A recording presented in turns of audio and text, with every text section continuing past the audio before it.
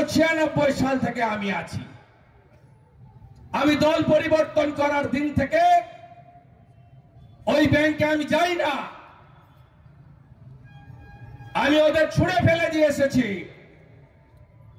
আপনারা জানেন তৃণমূল করার সময় যে যে পোস্ট আমি পেয়েছিলাম প্রত্যেকটা পোস্ট আমি ছেড়ে দিয়ে 19 ডিসেম্বর 2020 অমিত শাহজির হাত থেকে বিজেপির পতাকা নিয়েছি একজন নাগরিক হিসেবে।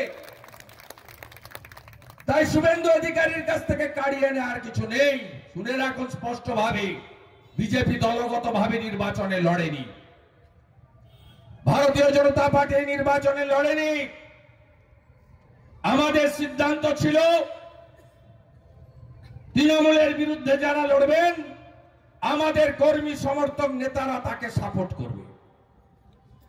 আমরা জানি রাজ্য পুলিশ বলুন, এখানকার এক সাইকেল মিস্ত্রি তিনি নেতা এখানকার, তিনি কেন্দ্রীয় বাহিনীকে বলছেন হিন্দু বাহিনী। আমার লজ্জা লাগে যে এইখান থেকে এমএলএ হয়েছিলেন সুশীল বাবু, সুকুমার দাস, তমালিকা দি,